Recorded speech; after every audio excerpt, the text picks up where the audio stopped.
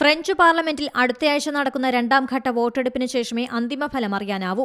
പ്രാഥമിക കണക്കുകൾ പ്രകാരം നാഷണൽ റാലിയുടെ നേതൃത്വത്തിലുള്ള തീവ്ര വലതുപക്ഷ സഖ്യം 34% വോട്ട് നേടി.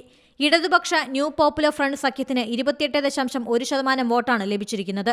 20% വോട്ട് കിട്ടിയ മക്രോണിന്റെ പാർട്ടി മൂന്നാം സ്ഥാനത്താണ്.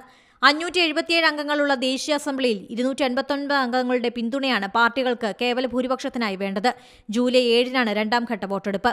രണ്ടാം ഘട്ട വോട്ടെടുപ്പ് കൂടി പൂർത്തിയായാൽ ഏറ്റവും കൂടുതൽ സീറ്റുകൾ നേടാനുള്ള സാധ്യത നാഷണൽ റാലി പാർട്ടിക്കാണെന്നാണ് വിലയിരുത്തൽ. കേവല ഭൂരിപക്ഷത്തിന് ആവശ്യമായ 289 സീറ്റുകളിൽ കുറവ് വന്നാൽ തിരഞ്ഞെടുപ്പ് ഫലം കൂടുതൽ അനിശ്ചിതത്വത്തിലേക്ക് നീങ്ങിയേക്കാനും സാധ്യതയുണ്ട്. അങ്ങനെ വന്നാൽ തൂക്കുസഭയിലേക്കാവും കാര്യങ്ങളെത്തുക. 49.5 ദശലക്ഷം വോട്ടർമാരാണ് ഇത്തവണ തിരഞ്ഞെടുപ്പിൽ സമ്മതിദാനാവകാശം രേഖപ്പെടുത്തുന്നത്. ഈ മാസം 9-ന് നടന്ന യൂറോപ്യൻ പാർലമെന്റ് തിരഞ്ഞെടുപ്പിൽ മറൈൻ ലെ പെന്നിന്റെ തീവ്ര വലതുപക്ഷ കക്ഷിയായ നാഷണൽ റാലി വൻ വിജയം നേടിയതിന് പിന്നാലെയാണ് പ്രസിഡന്റ് ഇമ്മാനുവൽ മക്രോൺ പാർലമെന്റ് പിരിച്ചുവിട്ട് ഇടക്കാല തിരഞ്ഞെടുപ്പ് പ്രഖ്യാപിച്ചത്. International desk C Malayalam news. പുതിയ വാർത്തകളും വിശേഷങ്ങളും ഇനി വിരൽ തുമ്പിൽ. എല്ലാ ഡിജിറ്റൽ പ്ലാറ്റ്ഫോമുകളിലും ഇപ്പോൾ സി മലയാളം ന്യൂസ് ലഭ്യം.